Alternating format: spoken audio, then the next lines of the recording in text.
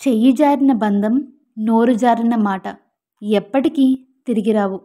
అందుకే బంధాన్ని కోల్పోయే ముందు, ఎదుటివారిని ఒక మాట అనే ముందు బాగా ఆలోచించండి.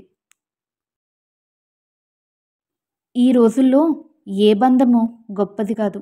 మనతో అవసరం ఉన్నంత వరకే బంధాలు అయినా, బంధుత్వాలైనా. అవసరం తీరితే ఏ బంధమైనా భారమే అవుతుంది.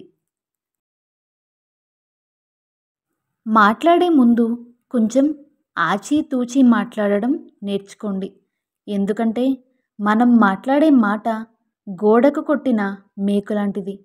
మేకును గోడ నుండి తీసినప్పటికీ గోడకు పడిన రంధ్రం అలానే ఉంటుంది. పరిస్థితులు చూసేవారికి ఒకలాగా, అనుభవించేవారికి ఒకలాగా కనిపిస్తాయి. అనుభవించేవారికి ఉన్నంత బాధ చూసేవారికి ఉండదు. మనది కానిది మనం తీసుకుంటే మనకు రావలసిన దాన్ని భగవంతుడు రానివ్వడు. గుర్తుపెట్టుకో.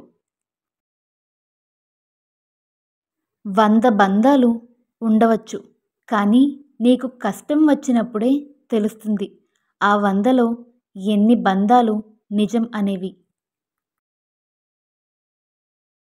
నువ్వు మాట్లాడితేనే మాట్లాడుతున్నారు అంటే అక్కడ నీ బంధం అవసరం లేదని అర్థం.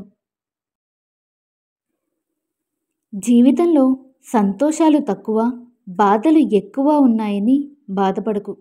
చెట్టులో ఆకులు ఎక్కువ, కానీ పూచే పువ్వులు తక్కువ. అందరూ పూలనే చూస్తారు, కానీ ఆకులను పట్టించుకోరు. ప్రతి బాధకి ఒక సంతోషం ఉంటుంది. ప్రతి తప్పుకి సరిదిద్దుకునే ఒక అవకాశం ఉంటుంది. జీవితంలో జరిగే ప్రతి సంఘటనకి కాలమే సమాధానం చెప్తుంది. మనం లేదు అనుకుంటే ఏదీ ఉండదు.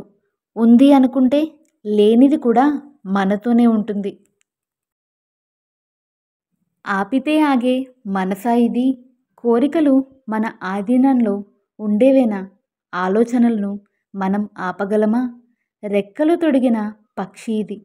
ఆశలతో నిండిన జీవితం ఇది. నీకు ఆకాశమే హద్దు.